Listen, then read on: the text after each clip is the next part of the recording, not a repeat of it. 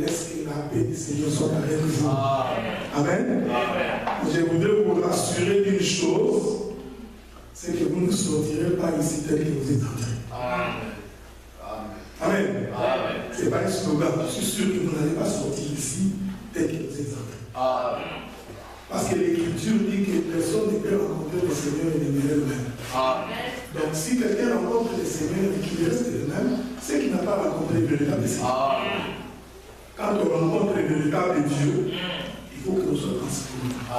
Est-ce que vous comprenez? L'Éternel rencontre Moïse dans un buisson ardent. Il dit à Moïse, ôte les souliers de tes pieds. Parce que le lieu où tu te tiens est un lieu sanctifié. Est-ce que vous comprenez? Moïse a enlevé les souliers de ses pieds. Beaucoup de gens ont fait de cette chose une doctrine. Vous verrez des gens, non, c'est quand ils pouvaient enlever les chaussures. Parce que Moïse a enlevé les chaussures. Ils n'ont pas compris pourquoi Moïse a enlevé les chaussures. Est-ce que vous comprenez? Parce que pour aller racheter un peuple, il faut porter les chaussures. Or, ce n'est pas Moïse qui l'a racheté. C'est Dieu lui-même qui l'a racheté. Est-ce que vous comprenez? C'est pourquoi ces jours-là, quand Jean-Baptiste est arrivé au Jourdain, il dit, celui qui vient après moi, je ne suis pas digne d'ouvrir les lacets de ses sandales. Donc, c'est-à-dire que celui-là, il a ses chaussures au pied. Est-ce que vous comprenez ce que nous disons?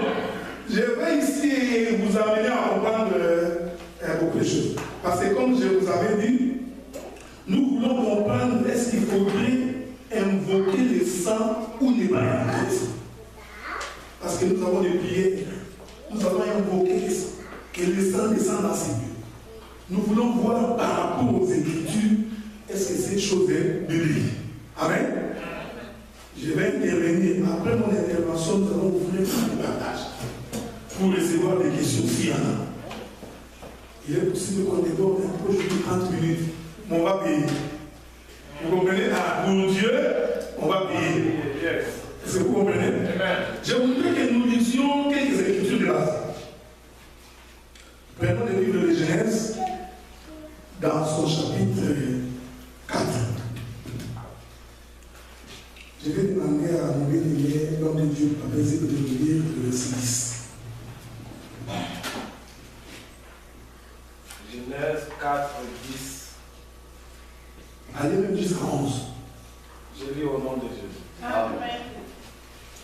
Et Dieu dit, qu'as-tu fait? La voix du sang de ton frère crie de la terre jusqu'à moi. Maintenant tu seras maudit de la terre qui a ouvert sa bouche pour recevoir de ta main le sang de ton frère. Verset 11. Allez avec moi dans Job chapitre 39, du verset 29 au verset 34.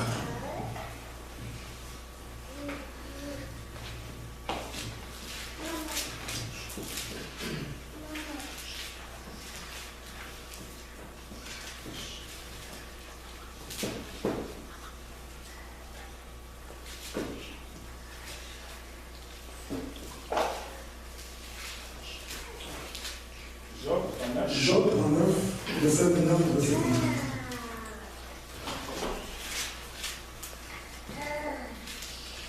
Job 39, verset 29 au verset 34.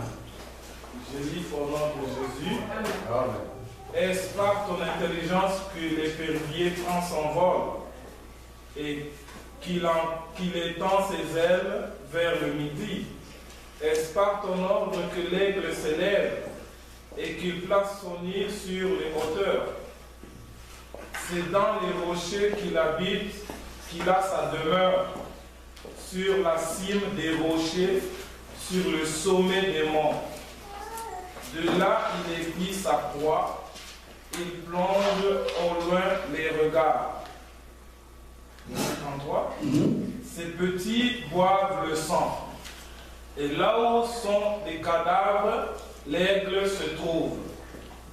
L'Éternel s'adressant à Job dit. Vous avez déjà mon frère. Amen. Amen. Nous allons nous asseoir.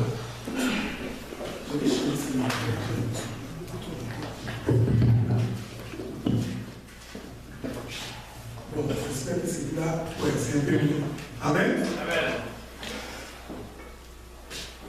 Avant de commencer, il est d'abord important que nous puissions préciser la manière dont on comprend la Bible. Parce que dans la Bible, Dieu est en train de parler. Vous savez comme moi que Dieu, il n'est pas français. Prenez des bouts de papier parce qu'il y aura beaucoup de versets aujourd'hui. Dieu n'est pas français. Dieu n'est pas anglais. Il n'est pas mokongo. Il n'est pas mouloua. Il n'est pas moussoaï. Il n'est pas toboké. Donc, quand bien même que nous allons lire la Bible en français, mais comprenez que le langage de la Bible va être un langage céleste. Est-ce que vous me suivez? C'est pourquoi Jésus avait dit aux Parisiens, pourquoi ne comprenez-vous pas mon langage? Est-ce que vous me suivez? Pourtant Jésus parlait la langue araméenne, parce que les Hébreux parlent la langue araméenne. Donc Jésus parlait comme nous parlons comme ça en français, mais Jésus a dit, malgré le fait que je vous parle en araméen, mais vous ne comprenez pas mon langage. C'est pourquoi nous disons, tu peux lire la Bible en français, mais la compréhension de la Bible n'est pas française. Est-ce que vous comprenez? C'est pourquoi nous disons que quand nous nous présentons l'évangile, même les définitions des mots, nous n'allons pas les chercher dans les Larousse, ni dans les dictionnaires. Parce que Dieu, quand il dit un mot, lui-même il définit les mots selon lui dans la Bible. Est-ce que vous me suivez? Maintenant, nous allons commencer par l'histoire du sang. Je suis descendu un tout petit peu. Remarquez. Adam donne naissance à Caïn et Abel. Quand arriva le moment des sacrifices, Dieu va agréer les sacrifices d'Abel. Il refuse les sacrifices de Caïn. La jalousie montre dans le cœur de Caïn qui décide de tuer son frère. Comment Dieu définit cette mort? Dieu dit, tu as versé le sang de ton frère. Est-ce que vous me suivez? Donc, pour Dieu, mourir veut dire le sang versé. Est-ce que vous me suivez? Je vais simplifier le langage très bien pour que nous puissions nous faire bien comprendre. C'est-à-dire que quand on enlève le sang dans le corps de l'homme, c'est-à-dire qu'on lui ôte la vie. Est-ce que vous me suivez? Je veux que vous me suivez parce que je suis en train d'enseigner. Donc, le sang, selon Dieu, c'est la vie. Amen. Est-ce que vous me suivez? Je vais simplifier, j'essaierai très simple pour que nous puissions comprendre. Quand nous prenons l'écriture, vous allez toujours nous donner les écritures. Quand tu prends le livre de Lévitique, chapitre 17, verset 10. Lévitique, chapitre 17, verset 10.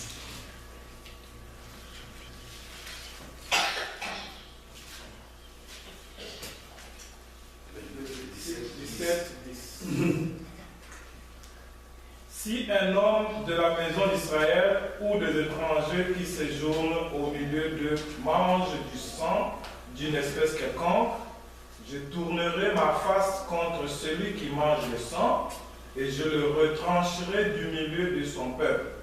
Verset 11. Car l'âme de la chair est dans le sang. Amen. Amen. Amen. Il y a d'autres versions qui disent car la vie de la chair est dans le sang. Est-ce que vous me suivez? C'est-à-dire que Dieu, quand il voit le sang, il voit la vie. Je vais prendre d'autres témoignages. Quand je prends les témoignages, c'est toujours les Écritures.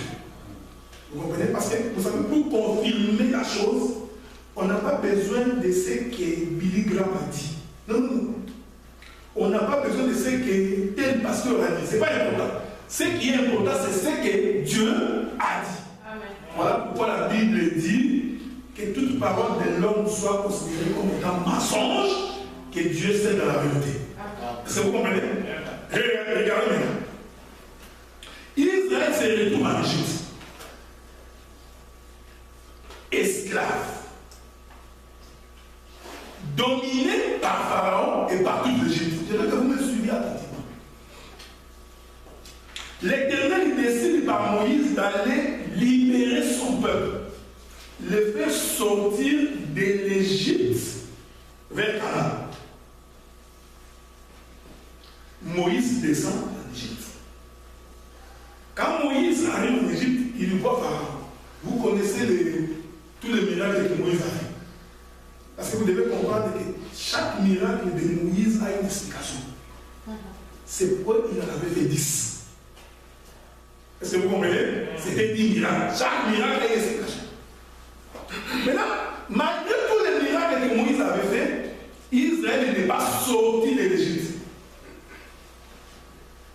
Alors Dieu va décider, il faut qu'il y ait un miracle pour libérer le peuple.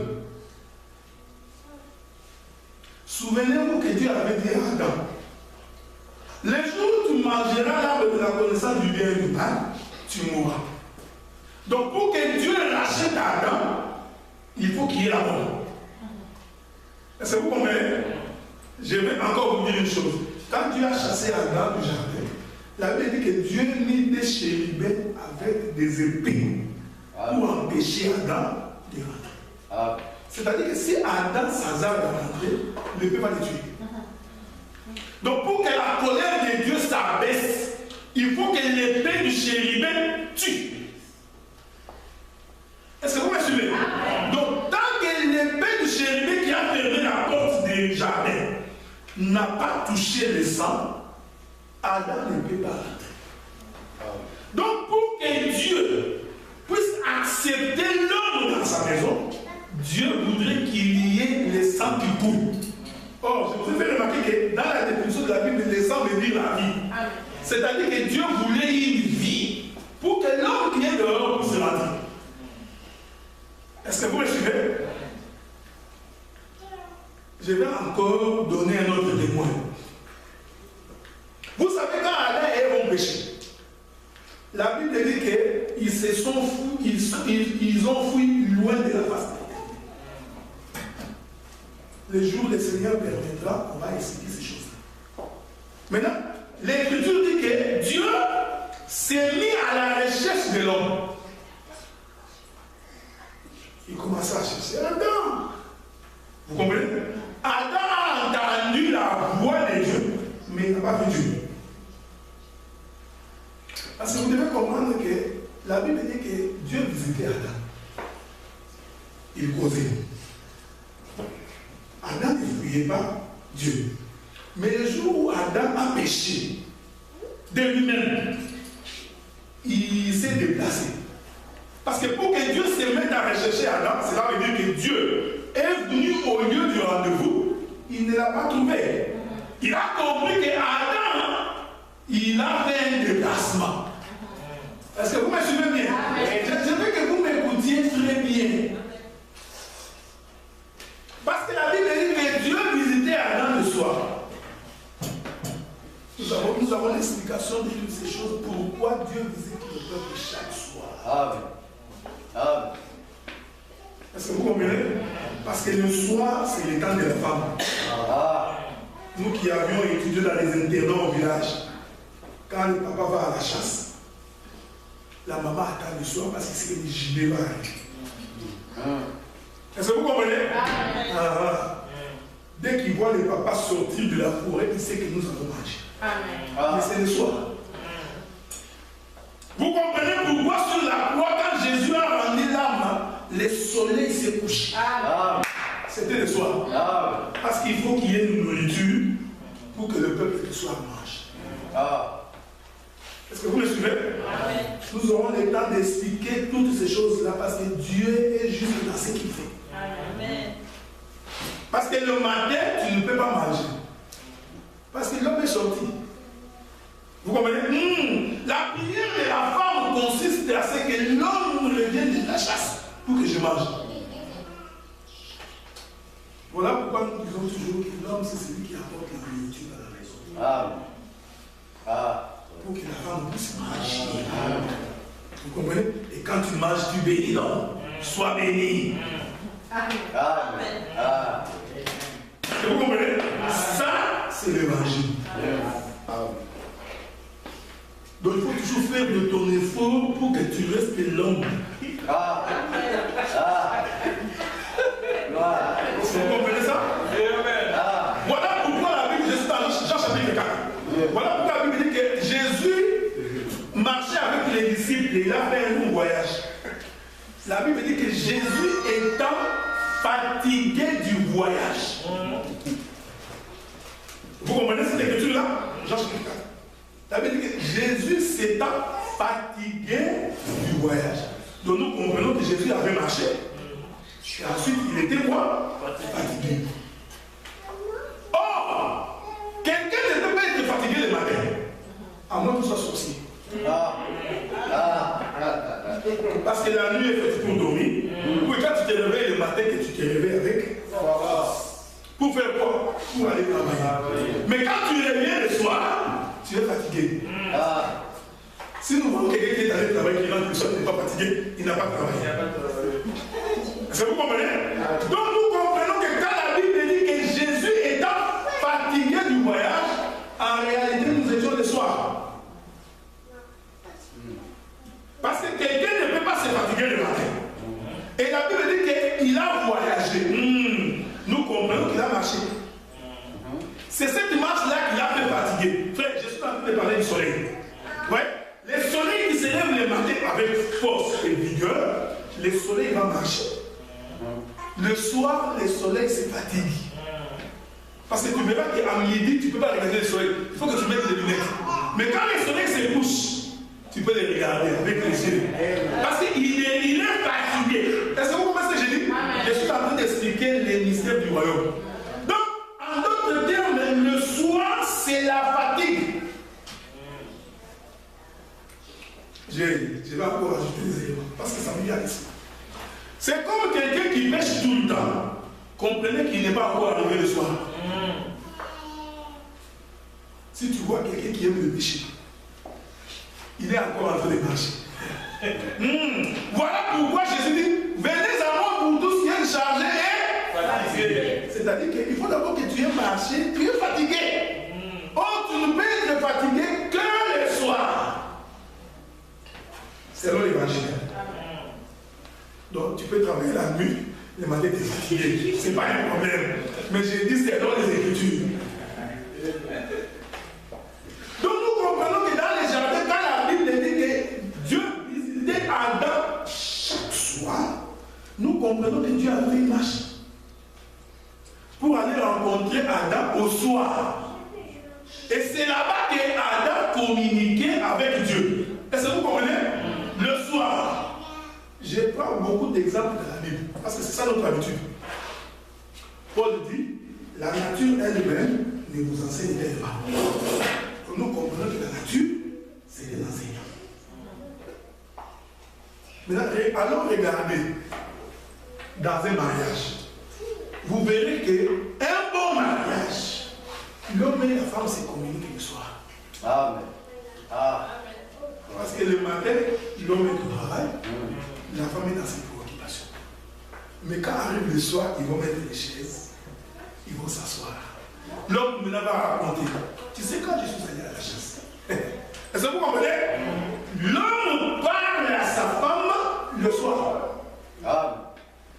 Amen. C'est pourquoi, vous savez, nous-mêmes, quand on grandissait là, au pays, on se disait, mais papa, maman, on demande ça va se non, pourquoi on n'a pas dit? Vous comprenez? Donc, c'est un mystère.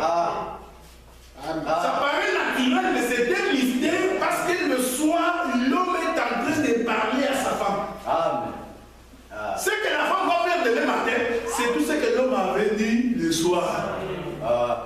C'est le soir qu'on dit, demain je vais manger le bimzo, demain je mangerai le tout. C'est ce que l'homme avait dit. Voilà pourquoi Christ avait dit, même vous la nuit, pas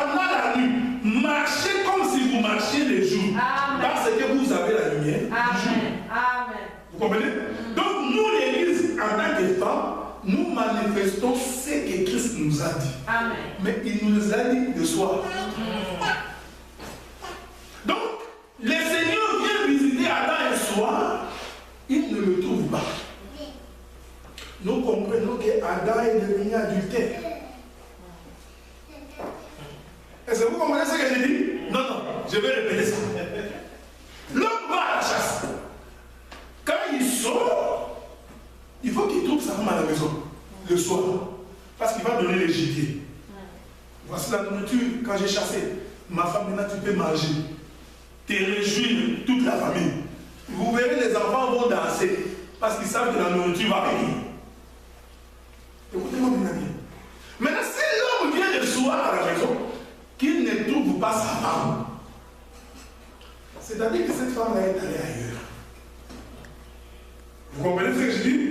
Un véritable homme doit se mettre en colère. Amen. Amen. C'est-à-dire que cette femme-là est infidèle. Je suis en train de parler des choses de Dieu. Amen. Est-ce que vous comprenez ce que je dis? Quand l'homme ne trouve pas sa femme au lieu où il l'avait laissée, c'est-à-dire que cette femme a désobéi. Voilà pourquoi quand Dieu est arrivé dans les jardins, au lieu du rendez-vous, n'ayant pas trouvé Adam, il a compris que Adam doit avoir fait quelque chose. Est-ce que vous comprenez ce que j'ai dit? Maintenant, il se met à la recherche d'Adam. Adam qui répond, nous nous sommes cachés et nous avions eu honte. Dieu a compris qu'ils ont péché. Est-ce que vous me suivez? Il y a des gens qui disent que non, tu vois les péchés d'Adam et Ève. Ils ont mangé les fruits, c'est ce que l'Écriture dit. Maintenant, quand nous avons posé la question, quel est le fruit qu'ils ont mangé? Les gens qui ont, c'est une pomme. Ah. Il ne faut pas lire les livres Les témoins de Jéhovah. Est-ce que vous comprenez? Il faut faire très attention. Parce que Adam et Ève ont mangé de la sémence. Mais ils ont mangé de la mauvaise sémence. On expliquera ces choses les jours du Seigneur terminera. Est-ce que vous comprenez? Maintenant, écoutez comment Dieu il a fait pour qu'il puisse ne puisse que parler à Adam. La Bible dit dans Genèse,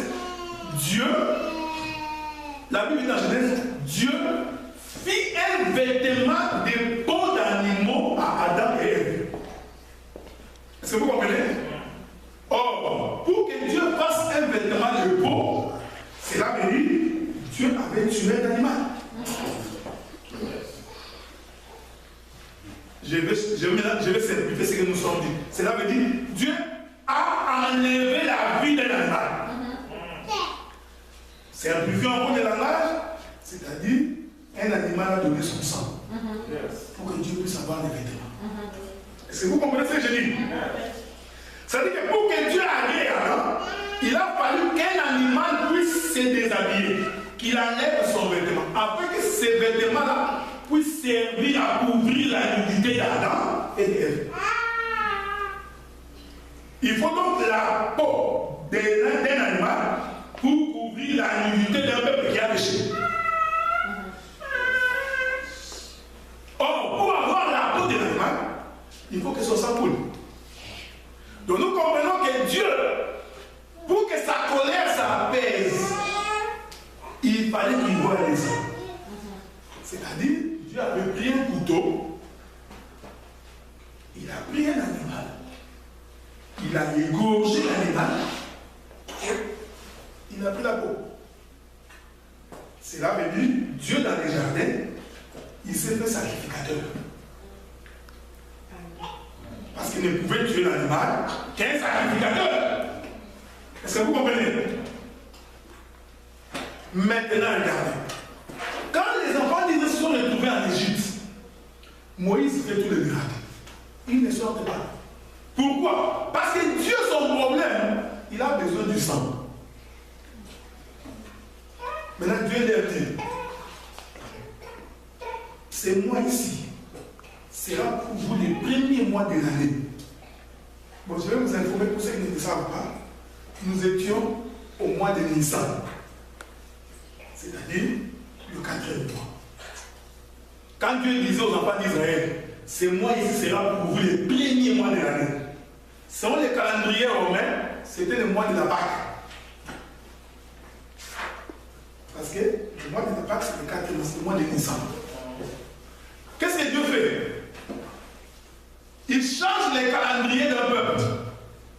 Il a dit, pour le monde, le 1er janvier, c'est l'année qui commence. Mais pour vous, l'année commence maintenant. Est-ce que vous remarquez? Donc nous avons eu des calendriers en Égypte. Il y avait les Égyptiens qui fêtaient le 1er janvier comme étant le premier mois de l'année. Mais Israël, lui, non. Israël dit, son premier mois de l'année, c'est en avril. C'est le mois de la Pâque.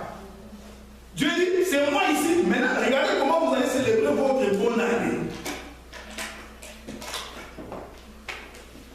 C'est pourquoi la bonne année, il dit, vous allez prendre un agneau d'un an. Vous allez d'abord l'observer pendant 10 jours. Le 14e jour le soir, vous prendrez l'agneau, vous allez l'immoler. Écoutez ce que la Bible dit. Dieu a dit à Moïse, pourquoi vous ferez cela? Parce qu'aujourd'hui, je vais prendre la vie de tous les premiers-nés en Égypte. En commençant par les premiers-nés de Pharaon, jusqu'au premier-né de vers de terre. C'est juste en Égypte. Tout premier-né devait mourir. Même les premiers-nés de la fourmi. Est-ce que vous comprenez? Dieu dit, je prendrai tout premier, en commençant par les hommes jusqu'aux animaux. Mais vous, afin que je ne puisse pas vous frapper de mort, vous allez prendre un agneau d'un an. Pas de 2 ans. D'un an. Vous allez l'observer.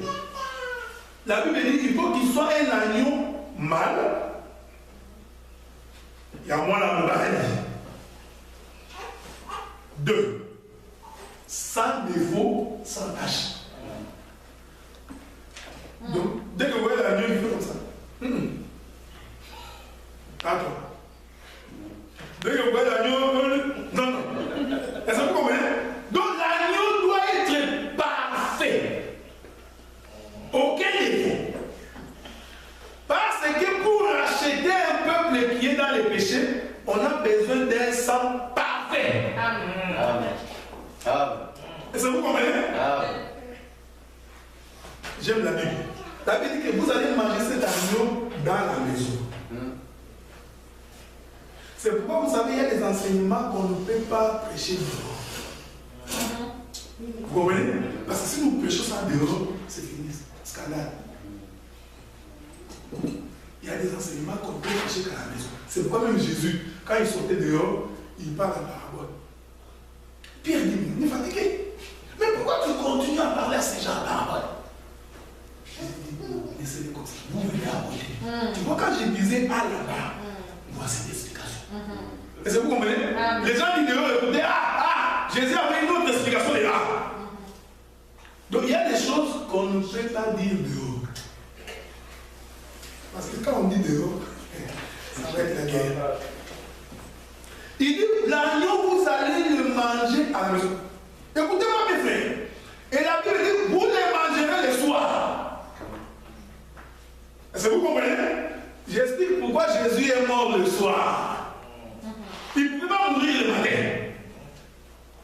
Parce que l'agneau qui se mange, il se mangeait le soir. Et le Seigneur définit que c'était pour le peuple d'Israël la Pâque. Donc pour Israël, la Pâque, c'est le premier mois de l'année. Est-ce que vous comprenez? Pourquoi? Parce que c'est les jours où vous êtes sortis de l'Égypte. En réalité, tout enfant de Dieu, bonne année d'ailleurs, c'est le jour où il a créé au Seigneur. Amen. C'est le jour où Dieu l'a délivré du monde pour qu'il devienne chrétien. Donc nous depuis que nous avons cru, nous sommes dans la bonne année. C'est vous comprenez? Nous sommes dans l'année. Jusqu'à ce que le Seigneur vienne nous chercher, nous sommes dans l'année. Dieu dit maintenant vous allez prendre, là je vous donne le verset. C'est Exode chapitre 12. Tout le chapitre 12. Il dit ensuite vous prendrez le sang, vous mettrez dans les lintons de la porte. Est-ce que vous comprenez? Or, je vous ai fait comprendre ici que le sang, c'est la vie. Donc, Michel, tel qu'il est là, il est Michel parce qu'il a le sang dans son corps. Donc, en fait, sa vie, c'est son sang. Voilà pourquoi vous avez remarqué quand quelqu'un meurt. C'est là où on comprend le mystère de Dieu. Amen. Hein, frère? Le mystère de Dieu est là. Quand quelqu'un meurt, on ne comprend pas comment son sang disparaît. Est-ce que vous comprenez? Vous allez voir, quelqu'un, il meurt là, 2-3 heures après, il ne devait pas. Le sang est parti. On n'a pas vidé. On n'a pas fait un trou pour vider le sang. Mais quand quelqu'un meurt, le sang, ça va. C'est la vie qui est partie. C'est un mystère. Parce que le sang, c'est la vie. En fait, le sang, c'est toute une personne. Amen. Ce que tu es, c'est le sang qui est en toi, qui fait de toi ce que tu es. Est-ce que vous comprenez? C'est pourquoi le Seigneur dit, quand vous prendrez le sang, mettez le sang en linton de la porte. Donc, vous tuez, vous élevez le sang. Or, quand Dieu regardait le sang, en réalité, Dieu voyait la vie. Amen. Cela veut dire que dans cette maison, je ne peux pas entrer parce qu'il y a un agneau qui a donné sa vie pour que je ne puisse pas tuer ceux qui sont dans la maison. Est-ce que vous comprenez? C'est pourquoi nous disons quiconque a Christ, il a la vie. C'est ce qu'il dit. Amen. Quiconque a le Fils, il a la vie. Est-ce que vous pouvez suivre? Je vais simplifier ça autrement. Quiconque a le sang de Jésus, il a la vie. Amen. Est-ce que vous comprenez? Je veux que vous compreniez ça très bien. Vous allez comprendre pourquoi nous disons invoquer le sang est une abomination. Parce que le sang, selon les Écritures, c'est la personne de Christ. Je vais vous dire une chose, vous allez voir. Donc, Israël ne pouvait pas sortir de l'Égypte tant que le sang de l'agneau n'était pas coulé. En d'autres termes, l'agneau a donné sa vie pour qu'un peuple soit libéré. Si l'agneau n'avait pas donné sa vie, Dieu tuerait. Vous savez, ces jours-là, même si tu es enfant d'Israël, si tu étais dehors, tu allais mourir. Tout premier-né qui serait dehors, ces jours-là, il allait mourir. Donc, il faut être dans la maison. Le sang comme étant le témoignage qu'une vie a été donnée. Je vous ajoute une autre écriture. Genèse chapitre 37, verset 22. C'est lorsque les frères de Joseph ont vendu Joseph. Quand ils se sont retrouvés en Égypte avec Joseph, ils ont dit quoi? Ce qui nous arrive, c'est le sang de notre frère que nous avons versé. Mais j'aime ce que Judas a dit. Judas dit, nous avons tué nos frères. Nous avons tué notre frère. C'est son sang qui fait ça. Donc, Judas comprend que tuer, c'est verser le sang. Donc, quand on verse le sang, en réalité, c'est la vie de quelqu'un qu'on a donné. Est-ce que vous comprenez? J'aime ça. Regardez maintenant. Quand vous allez parcourir les Écritures,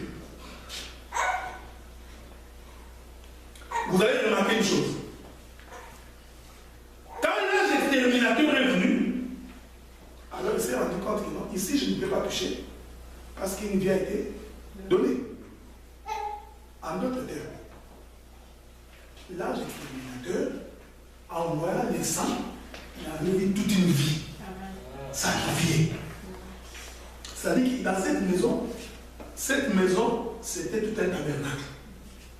Parce qu'il y avait quelqu'un qui a pris l'animal, qui a sacrifié. Qui a pris le sang. Vous comprenez? Donc c'était tout un service qui se faisait dans cette maison pour que le peuple qui est dans la maison puisse avoir la vie. Or, l'agneau était un agneau sans défaut, mâle d'un an. C'est pourquoi quand Jésus est venu se faire baptiser, Jean-Baptiste, quand il regarde Jésus, Jean-Baptiste a vu l'agneau des autres, il a vu l'agneau du jardin. Est-ce que vous me suivez? Yes. Parce qu'Israël était là. Ils ont vu un homme en train de venir avec les sandales aux pieds. Jean le regarde. Comme Jean était un prophète. En les regardant, il dit non. Mais cet homme, c'est un agneau. Yes. Est-ce que vous voyez ça? Amen. C'est sûr que les enfants d'Israël l'ont pris pour un fou. Parce que quand il a dit, voici l'agneau de Dieu, ils ont dit, cet homme est malade. Nous sommes en train de voir un homme, lui il dit qu'il voit l'agneau. D'ailleurs, il marche les liens de souterrains. C'est sûr que sa vision. Ils ne comprennent pas pourquoi Jean-Baptiste habitait le désert, pourquoi il était habillé en peau de chameau, pourquoi il mangeait des miel. Il dit, voici. Donc nous comprenons que quand Jean-Baptiste les présente, en réalité, Jean-Baptiste est comme un prophète. Il les présentait tout en nous expliquant ce qui est arrivé dans le jardin quand Adam a été péché. Pour que Dieu puisse avoir la peau, Dieu doit avoir sacrifié un animal. C'est cet animal-là que Dieu avait sacrifié que Jean-Baptiste est en train de nous le présenter. Est-ce que vous comprenez ça, frère? Il dit, voici l'agneau de Dieu qui ôte le péché du monde. Donc, qu'est-ce que signifie ôter les péchés? Ce n'est pas le français. Il ne faut pas commencer à réfléchir. Tu vas ôter. Ôter veut dire enlever. Là, on a des prédicateurs comme ça. Quand la Bible dit ôter, vous comprenez ôter veut dire enlever. Donc tu vas enlever les péchés de toi. Maintenant, tu verras des gens qui vont faire les pieds. Enlevons les péchés. Jetons. Ce n'est pas ça, ôter les péchés. Ôter les péchés selon les Écritures, Dieu te délivre de la vie du péché pour t'amener à la vie. Est-ce que vous comprenez? Le fait que tu changes de camp, c'est ça, ôter les péchés. Vous savez, frère, il faut vous demander pourquoi. Vous savez que Dieu avait la capacité de renverser Pharaon en Égypte et établir un gouvernement des enfants d'Israël. Est-ce que vous comprenez ça? Mais pourquoi Dieu ne l'a pas fait? Parce que Dieu, c'était un Dieu de principe. C'est-à-dire que Pharaon représentait le monde. Il représentait l'Égypte, les gens de ce monde et les dominations. Or, les enfants de Dieu, Dieu pour les délivrer, il doit les enlever. Amen. Vous comprenez? C'est ça, ôter les péchés. Il dit, voici l'agneau de Dieu qui ôte les péchés. En d'autres termes, Jean-Baptiste avait dit, cet homme va mourir. Est-ce que vous comprenez ça, frère? Parce que l'agneau était mort. Donc quand il est présent comme l'agneau, Jean-Baptiste avait prophétisé sa mort. Il dit, voici l'agneau. J'aime ça. Remarquez, vous avez remarqué que Jésus est mort pendant la fête de Pâques.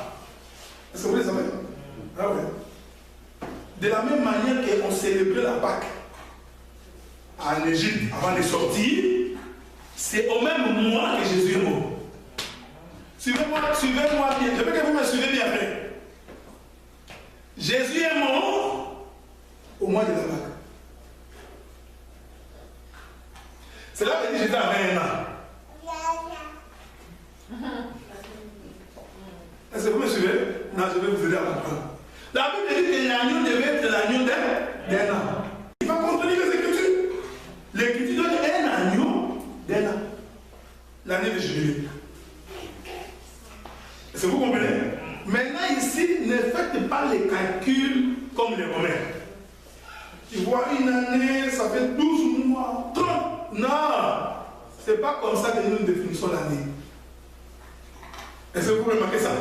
Jésus dans Luc, regardez, quand il vient se faire baptiser, Jean-Baptiste dit, voici l'agneau de Dieu qui ôte quoi? Ça dit, c'est lui qui vient délivrer. Il apporte le salut. C'est lui. Maintenant, quand vous prenez Luc chapitre 4, notez, Luc chapitre 4, du verset 11 au verset 18. Jésus entre dans la synagogue.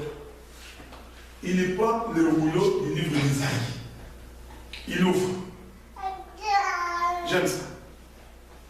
Les grands sacrificateurs qui lisaient la Bible tout le temps étaient là assis en train de les regarder. Cet homme est entré. Un jeune homme de 33 ans. Mais qui en réalité avait une année. Il va proclamer l'année. Je vais que vous me suivez. Il ouvre le rouleau. Il dit, l'Esprit du Seigneur est sur moi.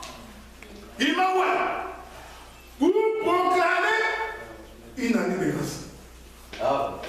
Est-ce que vous me suivez? Mais faites des calculs. Il a commencé le ministère à 30 ans.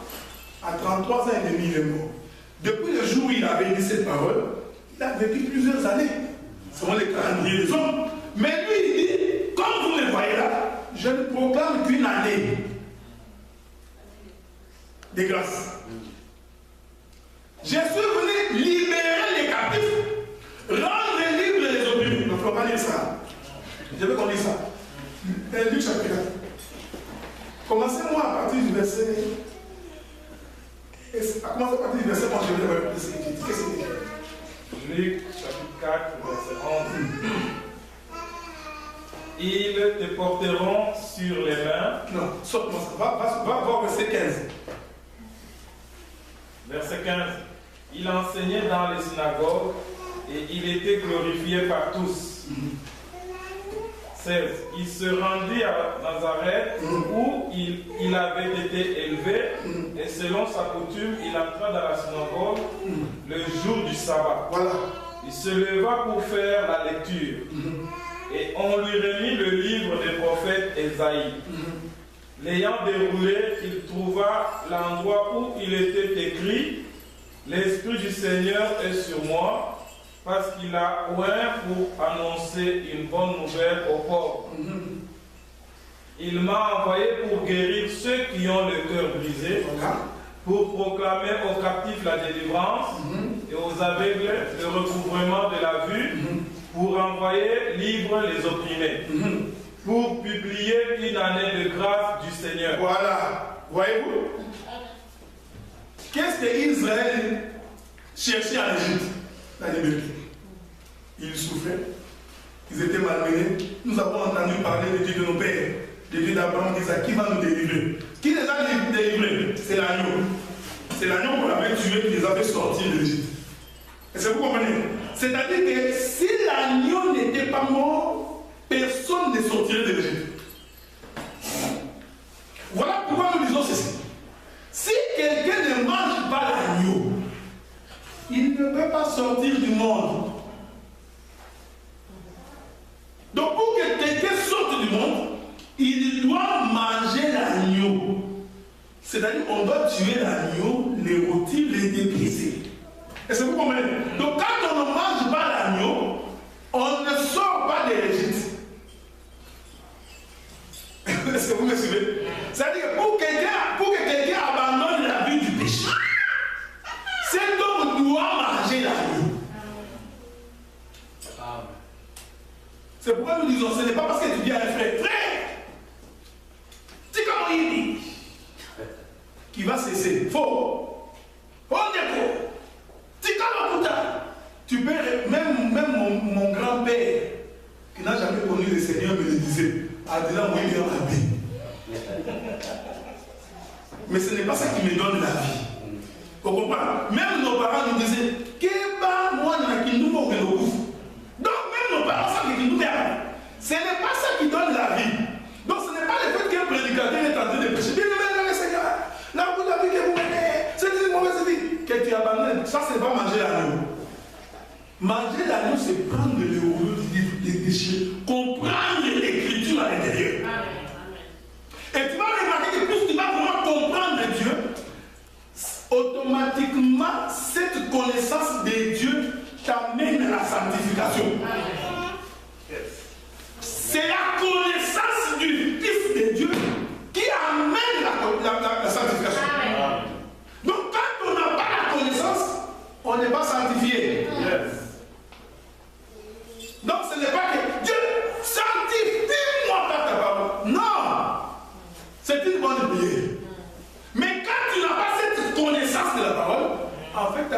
une abomination. Voilà pourquoi Christ a dit aux disciples, si mes paroles demeurent en vous, maintenant, priez. Frère, écoutez-nous bien. Celui qui rejette la connaissance, sa prière est une abomination. Parce que pour que Dieu t'écoute, en fait, en réalité, Dieu n'écoute pas un homme. Amen. Il y a des gens qui pensent que Dieu écoute quelqu'un. Dieu n'a jamais écouté un homme. Personne. Dieu, il s'écoute lui-même. Amen. Voilà pourquoi il dit que mes paroles d'abord demeurent en vous. En réalité, quand toi tu vas prier, en fait, c'est sa même parole là que tu parles et Dieu écoute. Est-ce que vous comprenez? Donc, ce n'est pas parce que tu parles un mot français, éternel Dieu, je m'en vais couronner ta présence. Tu penses que ton français, c'est lui Dieu. Non! Il faut que tu aies la... C'est pourquoi vous avez remarqué, frère, quand les gens mettent l'accent sur la connaissance, les autres serviteurs de Dieu commencent à bouder. Oh non, tu vois, c'est la chose la plus importante dans les études. Yes. Jésus a dit, ne priez pas tant que mes paroles ne sont pas en vous. Donc la première chose à faire, c'est d'abord il faut que mes paroles rentrent. C'est pourquoi l'Église doit mettre l'accent sur la parole. Plus que toute autre chose. Parce que c'est la parole qui fait l'homme ce qu'il est. Donc quand on ne mange pas l'agneau, on n'a pas la vie. Or, manger l'agneau ici, nous expliquons, c'est expliquer et comprendre les Écritures. Parce que j'ai dit que Dieu n'a jamais écouté quelqu'un. Regardez vous-même. Il y a des gens qui disent Dieu est démocrate. Dieu n'est pas démocrate. Il dit à Josué, si tu veux réussir dans ce que tu fais, observe-moi. Donc c'est simple. Tu n'observes pas, tu ne réussiras pas. Amen. Donc il donne l'impression d'une démocratie faux. Oh, j'ai mis devant toi la vie et la mort. Ah, tu vois, il met. Après il te dit, choisis la vie. Il ne te laisse pas le choix que tu choisisses. Amen. Il est né, mais il te dit choisis la vie. Oh, choisir la vie, c'est choisir le sang. Amen. Wow. Yes. Est-ce que vous comprenez ça? Choisir la vie, c'est choisir le sang. Donc, quand Christ entre dans la synagogue, il dit Jésus venu proclamer la délivrance, il disait qu'il est l'agneau. Parce que c'est l'agneau qui a délivré Israël de l'Égypte. C'est pourquoi nous disons, vous savez, il y a des gens qui sont courageux.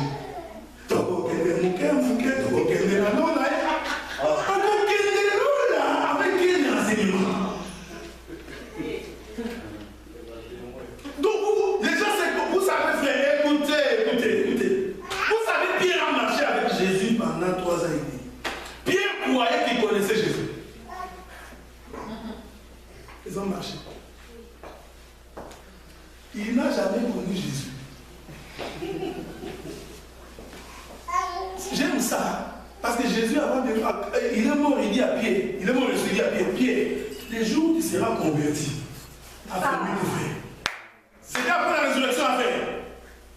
Il dit, les jours où toi, Pierre, tu seras converti. Donc, ça veut dire que je marchais avec toi là.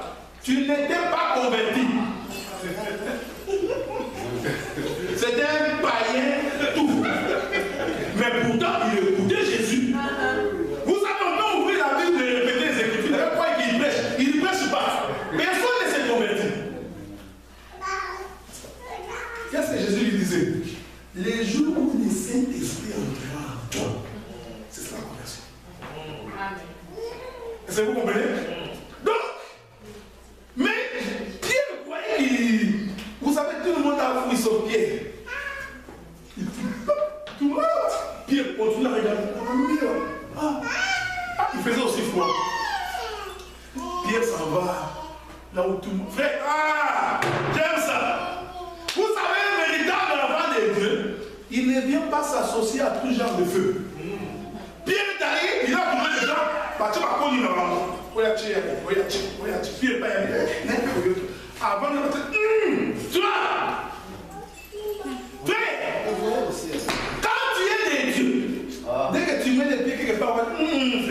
Yo, ça y a. Pierre dit non, vous savez, je suis même ton langage prouve que tu as marché avec cet homme. Mais c'est toi qui as marché avec Jésus. Tu as le même langage que les païens. Tu vis comme les païens. Après, tu n'es jamais convaincu. Il faut que les païens témoignent qu'à l'âge que nous avons connu, ce n'est pas les mêmes. Est-ce que vous comprenez? Donc Jésus, quand il a dit je proclame une année de grâce, il voulait dire que je suis l'agneau d'un an. Prophétiquement, il était l'agneau d'un an. C'est pourquoi vous allez remarquer les jours où Israël célébrait les Pâques que Dieu avait dit, pour vous, ces mois ici seront les premiers mois de l'année. Parce que c'est les jours où je vous ai délivré de l'Égypte vers Canaan. On va expliquer ces choses les jours où le Seigneur permettra. Qu'est-ce qui est arrivé? Dieu a pris les chiffres 1, il a mis ça dans les chiffres 4. Parce que Israël est sorti d'Égypte au mois d'avril. Est-ce que vous comprenez? C'est-à-dire que c'était les 4e mois. Mais Dieu dit, les 4e mois pour vous, ça va être les premiers mois. Donc Dieu prend 1, il met dans 4. Je suis dans Genèse chapitre 1, verset 14. Les premiers jours, Dieu crée la lumière. Est-ce que vous voyez ça? Les 4e jours, Dieu prend la lumière du premier jour, il met ça dans un corps qu'on appelle le soleil. Parce qu'en fait, le soleil, c'est la lumière du premier jour dans un corps. Est-ce que vous comprenez? Parce que je vais vous poser une question. La lumière, c'est quoi? C'est ça la lumière. Il vient d'où? On ne sait pas. Maintenant, Dieu, il voulait nous démontrer que je prendrai cette lumière, je vais la mettre dans un corps, et vous allez voir ce corps-là en train de marcher. Maintenant, nous, on peut voir le soleil se lever et se coucher. Oh, c'est le soleil-là qui est en train de nous donner la lumière. Est-ce que vous comprenez? C'est pourquoi on dit de Jésus qu'il est le soleil de la justice. Et lui-même témoigne, je suis là, la lumière du monde. Donc, Dieu prend 1, il met dans 4. C'est ça Judas. Parce que Judas, c'est le 4e, il est le soleil. Voilà pourquoi, Genèse chapitre 49. Quand Jacob bénit Judas, il dit, Judas, tu as les bâtons du commandement. Tu dirigeras. Vous voyez ça? Donc Judas est un homme. C'est lui qui commande. C'est lui qui dirige. Oh! Qui est le président? C'est le soleil. Parce que la Bible dit, soleil, tu présideras au jour. Le soleil est un président. Donc quand Jacob dit de Judas, Judas, tu as les bâtons de commandement, il disait, Judas, tu es le soleil. Voilà pourquoi tous les véritables rois en Israël sortaient de la tribu de Judas.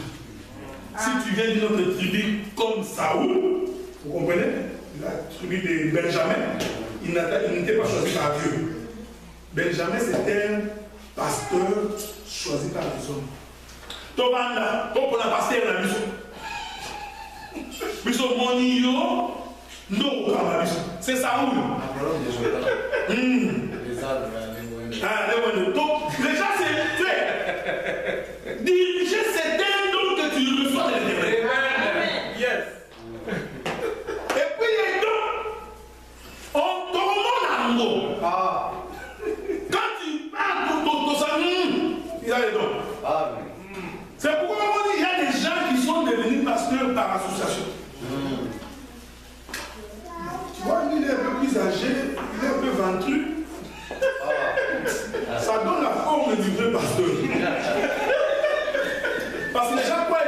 Vous savez, nous, des fois, quand on passe, les gens disent non. Nous sommes des gars qui ont la chic dans la chine. Eh oui.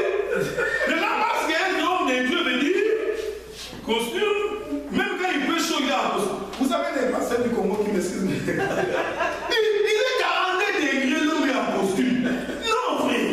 Parce qu'il croit que s'il est en chemise, le pasteur va tomber.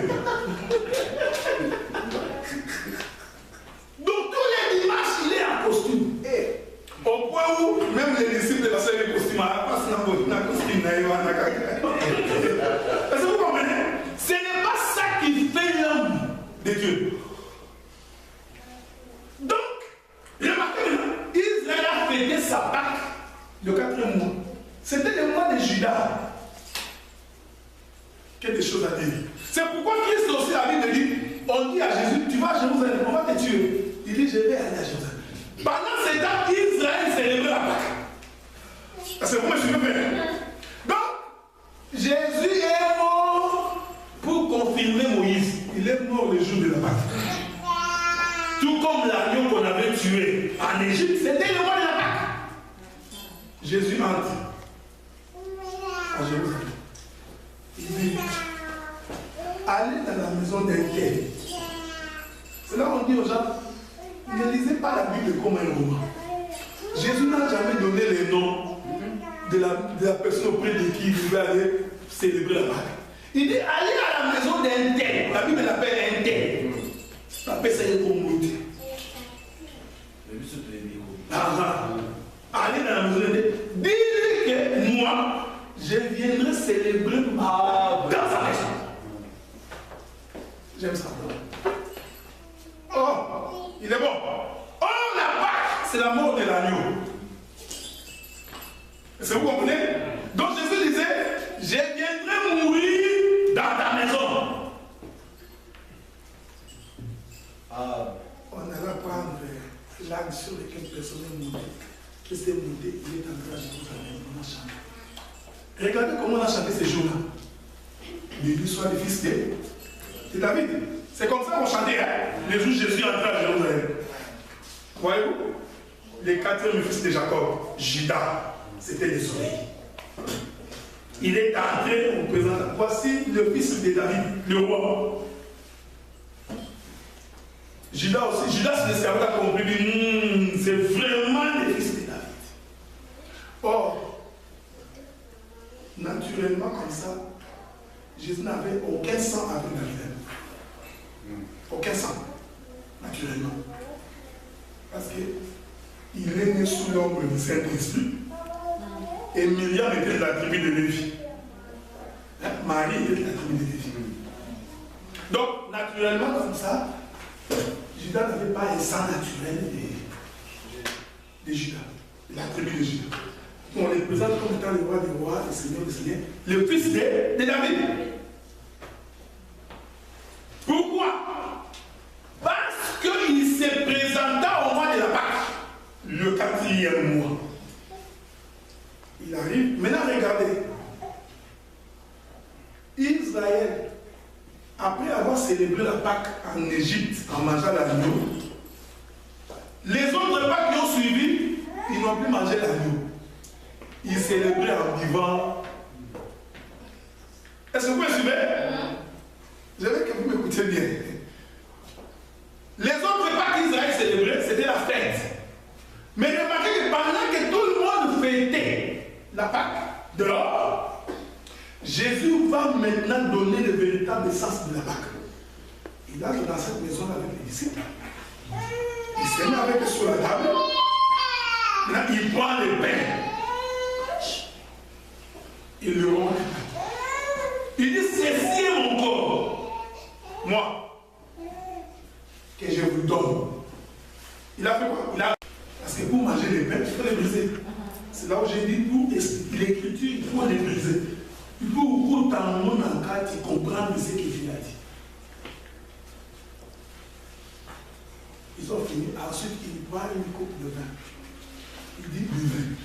Ceci est mon sang que je donne. Oh, je vous ai fait comprendre que le sang, c'est la vie. Donc Jésus disait que j'ai donné ma vie pour vous. Est-ce que vous comprenez?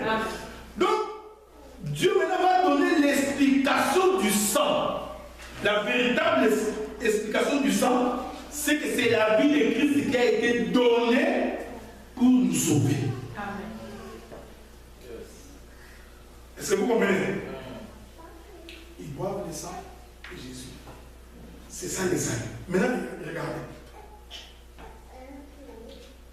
L'écriture maintenant va préciser ceci. Je l'avais dit la fois parce que je le répète. Le sang qui est donné, c'est un sang qui est donné pour racheter un peuple, pour sauver un peuple. Donc, le sang du Seigneur qui a été versé n'a pas été versé comme un détergent. Je vais vous donner le verset qui dit que le sang purifie. J'allais, on va dire ça. Vous allez voir ça. Comment Jean et Pierre expliquent ça. Les sangs n'ont pas été donnés pour qu'ils soient répandus sur les assiettes. Comme on a des prières aujourd'hui. Mais qu'il a dit, qui t'a collé un d'accord? Les briques. Ici, c'est ça. Non, c'est parce que les gens n'ont pas compris pourquoi les sangs a été donné. Ça n'a rien à voir avec les briques. Si tu es maquillé en colère, zinga bichou. Ok, doucement. Qu'est-ce que tu entends par le sang de Jésus et zinga bichou? Donc, tu t'es dit quoi? Le sang de Jésus était mis. Vous comment ça je dis? C'est-à-dire que celui qui comprend que le sang c'est la vie de Christ qui a été donnée, il comprend automatiquement qu'il est déjà dedans. Il est déjà dans la protection. Donc tant qu'il croit à la parole, cet homme est déjà protégé. Donc le problème de l'homme c'est de croire en Christ, de croire à la vie en Christ. Dès que tu crois à cette chose, tu es protégé. Est-ce que vous commencez, j'ai dit? C'est pourquoi nous insistons pour que les gens comprennent et croient à la parole. Une fois que tu crois en cela, maintenant tu peux prier. Dieu, je sais que tu me protèges. Parce que toi, tu as versé ton sang pour que je sois. Donc tu confesses l'écriture, mais tu n'appelles pas les sang. Il y a une écriture qui dit invoque-moi, j'ai répondu. Quand vous lisez toute votre Bible, il n'y a aucune écriture qui vous dit d'invoquer ça. Dieu dit d'invoquer son nom. Est-ce que vous comprenez? Maintenant, regardez. Je vous ai demandé que le sang c'est la vie. Maintenant, Christ vient définir le sang. Je suis dans le chapitre 1er. Il dit au commencement était la parole. Je voudrais vous informer que Jean chapitre 1er, du premier jusqu'au 18e verset. Je voudrais vous informer que Jean, c'est un prophète. Amen. Lisez bien votre Bible. On aura le temps d'en parler. On en a parlé, je crois, avec les bien-aimés en Montréal. Matthieu, quand vous commencez le livre de Matthieu, tu vas remarquer que Matthieu, il présente Jésus comme étant le roi. Il commence par présenter la postérité de Jésus comme fils de David. Il le présente comme roi. Si vous lisez Luc et par le Marc, vous allez voir que Marc commence directement par les miracles. Lisez les premiers versets. Il présente Christ directement par les travail. Il guérissait le mal. Donc il présente Christ comme étant un serviteur qui fait le travail. Alors que Luc, il le présente comme étant un fils de l'homme. C'est lui qui dit de Jésus qui est fils de l'homme. Fils de l'homme. Il y a quelqu'un qui dit ça. Le fils de l'homme, le fils de l'homme. Il le présente Christ dans sa partie humanité. Mais Jean, il le présente comme un prophète. Au commencement était la parole. Voyez-vous? Il nous rentre dans les jardins. La parole était avec Dieu. La parole était Dieu. Cette parole est habitée parmi nous. Cette parole s'est faite chair. Il nous fait toute la démarche pour nous démontrer que Jésus que vous avez vu, c'était lui Dieu dans un corps qui marchait. Maintenant il dit, dans cette lumière, il y avait la vie pour l'humanité. Donc il va démontrer maintenant que Jésus, c'est la vie. Est-ce que vous comprenez? Maintenant, Christ va dire, mes paroles sont esprit et vie. Bon, je veux vous saluer là. Mes paroles sont esprit et sang. Parce que la vie se trouve dans les sangs. Donc Jésus, en donnant son sang, il a donné sa vie. Donc quand il dit mes paroles sont esprit et vie, il a expliqué deux choses. La partie céleste, spirituelle qui est là, et la partie terrestre du sang qui a été versé. La vie qui a été donnée. Voilà pourquoi la Bible dit, dans leur détresse, ils invoquaient l'Éternel. L'Éternel leur envoya sa parole. Est-ce que vous comprenez? Donc quand quelqu'un est en souffrance, il appelle Dieu. Au moins quand vous avez la difficulté, vous obéissez les hommes. Nzambé, Yokelama, viens à mon secours. Dieu pour venir à ton secours, il envoie sa parole.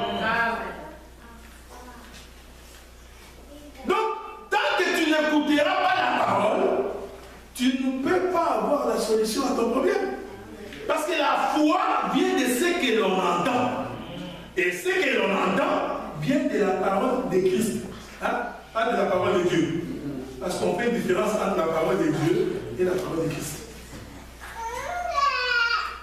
Donc, dès que tu as maintenant cette foi à la parole, c'est cette foi-là maintenant qui produit en toi des choses invisibles en les rendant visibles. Lisons maintenant les Écritures de Pierre. Après, c'est prendre ça.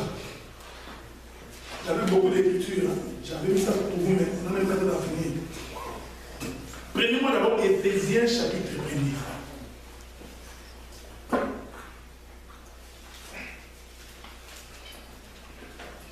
Éphésiens, Chapitre 1er, verset 7. je lis au nom de Jésus. En lui, nous avons la rédemption par son sang, la rémission des péchés selon la richesse de sa grâce, que Dieu a répandue abondamment sur nous par toute espèce de sagesse et d'intelligence. Répétez-moi le premier verset. Commençons de lui. En lui, nous avons la rédemption par son sang, la rémission des péchés selon la richesse de sa grâce. Attends là. En lui, nous avons la rédemption par son sang. Par son sang. Vous voyez? Maintenant, Paul nous donne la définition à quoi sert le sang. Il dit en lui, nous avons la rédemption par son sang. Or, la rédemption, c'est le salut. C'est-à-dire que nous sommes sauvés par son sang. Oh, frère, de quelle manière sommes-nous sauvés?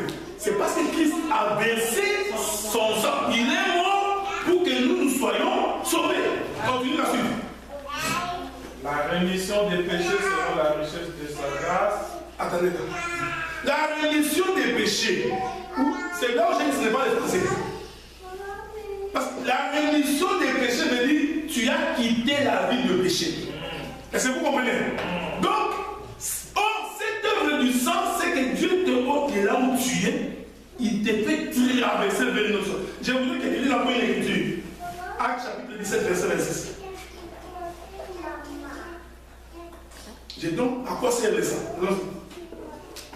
Actes des apôtres, chapitre 17, verset 26.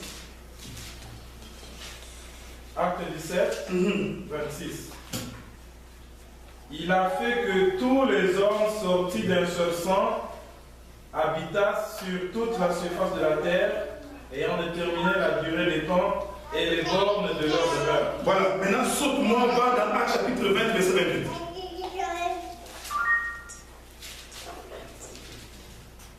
Acte 20, 28.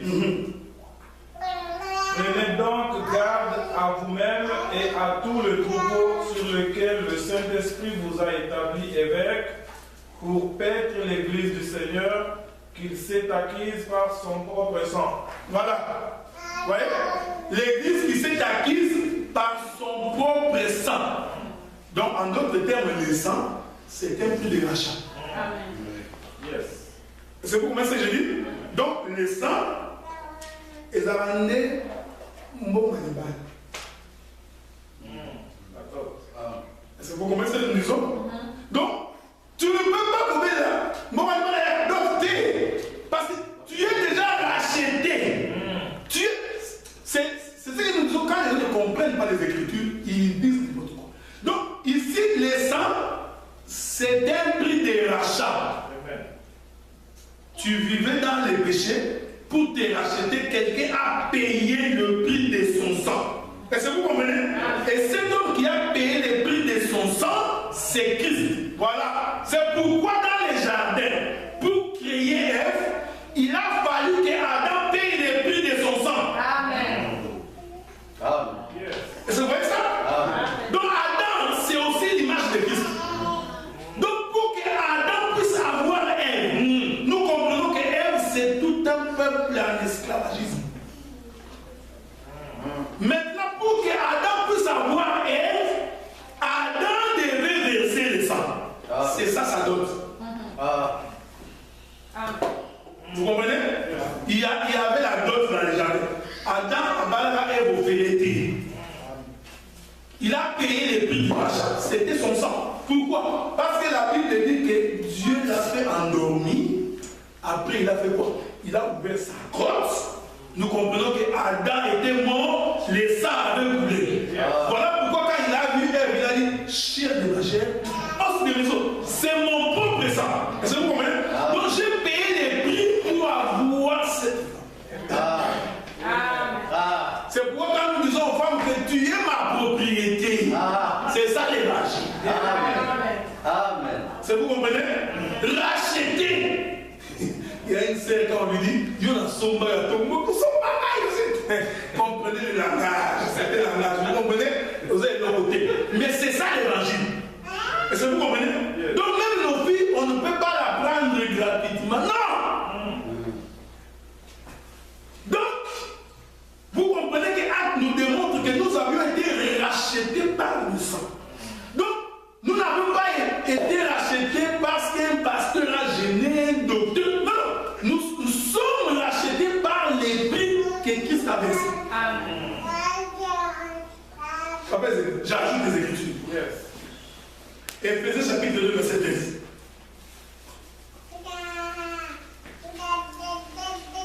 Éphésiens 2. Chapitre 2, verset 13. Je lis au nom de Jésus. Mais maintenant, en Jésus-Christ, vous qui étiez jadis éloignés, vous avez été rapprochés par le sang de Christ.